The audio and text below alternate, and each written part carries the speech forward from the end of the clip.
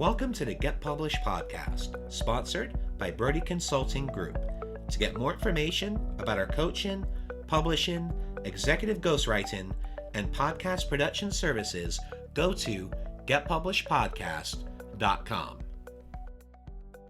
Hello, I am Paul Brodie, and thank you for joining us for another episode of the Get Published podcast, where we help authors get published with a proven system that works. Today, we're being joined by Dr. Carla Marie Manly, author of Joy from Fear. Dr. Carla, welcome to the show. Thank you for having me. It's a pleasure. Are you ready to get started? I am. All right. Question number one. What is the one piece of advice that you would give to a first-time author who is currently writing their book? Gosh, the best advice I can give on that is to have a great deal of perseverance and to realize that when you write your book, that it's easy to believe that that's when the job is done. That as soon as the book is written and it's gone through, editing phase 1, 2, and 3, I'm finally done. And that was the hardest lesson for me to learn, especially being somewhat of an introvert, that I had to turn on my extroverted side and really work with the publisher to get out there to make a name for the book, to do the book signings, to do the media requests, to do podcasts and interviews, to take a trip to LA, to do, a good morning show, those sort of things that it's important for first-time authors to know that that's part of being an author in this day and age. And so it takes a lot of time and energy and resourcefulness. And what do you feel is the hardest part about getting published? For me, it was mainly, again, about perseverance. And really, I was blessed because given my background and my, my academic history, I know people who were able to support me in finding the right next fit. And so my lifetime of contacts was able to send me in the direction that ultimately led me to find the right publisher. I'm not saying it was easy. It was definitely challenging because there are a lot of publishers out there. But really, it's about make the most of your connections. Don't ever think that somebody, can't have an insight that might lead you to the next open door. And talk about your work. Be proud of your work. And in that process, you are sure to find the right publisher as long as you stick with it. And I feel very fortunate to have ended up with the publisher that I do because they take me, that I work with. Familius takes me seriously. They let me have a great deal of creative license and a lot of feedback during the editing process. And I think all of those things are very important to know as you're seeking a publisher and then ultimately selecting the one that's right for you, that it is about knowing that you have found a good fit where you know that somebody won't force you into turning out a final product that you are not behind. And so I think that that's a really important piece about getting published, is having the faith and the perseverance and knowing that you might not hit the jackpot, in the first months or year, but that if you keep going and you really believe in your work, you will find the right fit. Well, let's talk about marketing. So please share a marketing strategy that you have used in your book launch that has worked well. What I can say is that depending upon your finances, it's important, and your tech savviness, it's important to get out there into realms that might be unfamiliar to you. Whether it's Instagram, so I'm not great at Instagram. I hired an Instagram expert who's phenomenal. I am quite good at Facebook and LinkedIn, and so I had hired someone simply to take some of the burden off of me to do those things.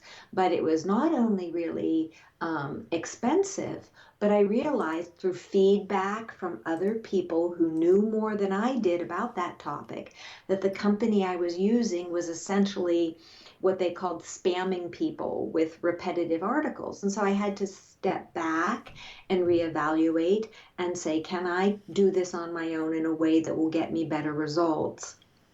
And so, as far as marketing goes, I think it's important to use all of those traditional, strategies: Instagram, LinkedIn, Facebook, Twitter, and Twitter is one where I'm still behind the curve on. But to feel free to reach out to others and professionals, and if finances aren't an issue for you, and then you can hire somebody to do all of that for you. But it's still important to take a step back and look at what the results are. Are you getting the results that you want? And I know for me, the marketing of my book, I don't expect, it's not a goal to make money from it, because it is a self-help book, a self-development book. And so for me, it's more important that it reach people than that I make money from it. But for most of us, financial concerns are there, and we don't have a bottomless pit of money. So some of this, we have to dial it back and do what we can. But again, back to that word, the P word, perseverance. It does take a lot of perseverance, and it can be really tiring. Well, and you mentioned a lot of different options there about social media. So was that the main thing that you were focused on with your launches, was that you were utilizing social media to promote it? Because I also recall that you mentioned that you were doing some breakfast television, correct? Some morning shows. Right. And so that's the other piece. And I really want to offer this to your listeners. Somebody who's very, very wise told me, do not turn down any offer to speak or promote, no matter how small it might be. And so, for I would say 99% of the requests that I have received, I have honored and followed through with. There were some that simply didn't, weren't they didn't coincide very well with my values, and those are the ones that I declined. So whether it's a luncheon for a local women's group or a speaking engagement for the American Heart Association, both of which I've done, right, or a trip, somewhere that people want me to speak to a wide array of people, or again, like I said, a television request for Los Angeles, or I'm doing one next week where, I can't make it to Washington for a television show, so I'm doing it by, remotely. All of those things, I think, really add up to one person at a time seeing your book, knowing, and for me, I also have a cause, right? And so for somebody who's writing, say, a fiction book or something that they might not feel like is a cause, for me, I have the benefit that it's very aligned with my practice as a clinical psychologist. So I have that benefit of knowing that every single person I reach, I may be helping them reduce anxiety, depression, something like that. And so I think it's important for each of us, no matter what type of book that we are writing, to find the cause in that book, to find our purpose and our passion, and then link up with anything that comes our way that is aligned with that. And then with these opportunities that came up, so doing the luncheons and speaking in the morning shows, how did they come around? Did you reach out to these people? Did they reach out to you? What was that process? Um, it's not linear. So Yeah. some of it is word of mouth. Somebody hears about me and says, "Oh, hey, I heard you did this great speaking engagement." Sometimes it's a friend who says, "Oh, we have this women's group up in Lake Tahoe. Will you come and speak to us about one of your books?" Something like that. It can also be, and this is an important piece I did leave out, I did work with a professional external publicist. And it's important to know, for listeners to know, that external publicist companies do exist. They are extraordinarily expensive. And ideally, if you can afford one, you use them for, a month before your book launches and then the 2 months after your book launches. But they're in the thousands of dollars per month. And so I know I can't sustain that, right? As a psychologist, you pull from your savings for that sort of thing. And so, but again, I believe in my cause and my book. And so some of them came through my brief stints with professional publicists. Most of my engagements have come through my publishers, publicist, but also through people who I have come to know as a result of being in the world of psychology and being in the world of academia. So it's again really throw your net wide, make connections, and again, it's not for me. It's not about getting paid at this point for a speaking engagement. It is about getting the word out there about how to create more joy, less depression, less anxiety, and more connection. And I'm willing to go and speak about that because it's my profession, it's my calling. And again, that's why I go back to the piece. It's so important to know what your purpose is with your book. And if your purpose with your book is, for example, let's say it's a children's book, and your purpose is to spread joy and give comfort to children, then embrace that purpose. If you've written a fiction book and you want people to, be able to delve into the world of romance or whatever it is, know your purpose, believe in your purpose, and get out there and promote it. Absolutely. Well, it sounds like with the external publicists too, so you utilized them a month before the launch, during the launch, and after the launch, and then that was it, correct? Absolutely. And I know people who run with the publicists full time and promotional people full time. And again, at the rates that they charge, as much as they would want you to run with them full time, it's extraordinarily expensive. And depending upon what your financial resources are, mine simply don't, I'm just not in a position where I have that kind of money at my disposal. So I did it for the 3 months, was happy to pull from my savings to do that, and then stopped. And that is also supported by my publisher's PR person, who said that the month before and the 2 months after are the most critical times. So again, for people who can afford, whatever they want, maybe they can afford a full-time publicist like, Oprah has. And maybe for people who are more like me, maybe 1 or 2 or 3 months is all they have the bandwidth for. And maybe for someone who doesn't have even that, then it becomes about connect with people. Maybe you're good at tech and can do email blasts and all of that sort of thing, and Twitter. And so to me, it's about any kind of promotion that you can do, whether it's speaking at a Rotary Club, whether it's speaking at a local bookstore, contacting your local bookstore 3 months before your book comes out. Get, online with a local bookstore and do a speaking engagement there.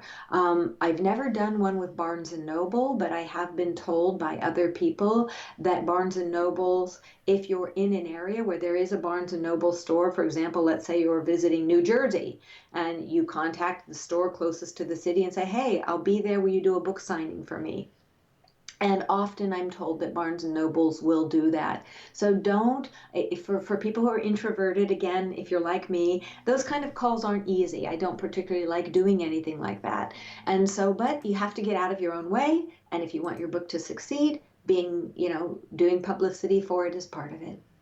And the other piece is, and I really have to say this about if you choose to use a professional PR company, please know that you will not get magical results. Please don't expect that. That they do work hard, but they are, business people, and they're charging, from what I've come to find, about $150 per hour for every, thing they do for you. And so even if your dream is to be on, Ellen or the Today Show, they may not make that happen. And so if you have a publicist, a PR firm that is promising that, be careful, because there is a part, and I've really learned the hard way, there is that part that some of it is luck, some of it is pre-made connections that are already out there, and some of it is, simply doing lower level things and trusting that they will open the gate somewhere down the line. So I hope that's helpful to listeners. And just don't give up. Don't get disheartened. That if you believe in your book and you believe in your cause, it will have traction somewhere down the road. Well, and I love that you mentioned that, because you're probably our first guest. This is episode 457. That's really taken a deep dive into the process, because not everyone wants to talk about how much they've invested in a publicist or really talk through that process. So I really appreciate the fact that you've broken everything down this way, because with anything, with any marketing, no one can really guarantee you the moon and the stars. It just doesn't happen. So you're right. If someone is offering you that type of thing, you got to look at that very closely, because one of our approach, Yeah. yeah, and that's our approach, is we're like, hey, we don't promise anyone the stars. This is what we're gonna do.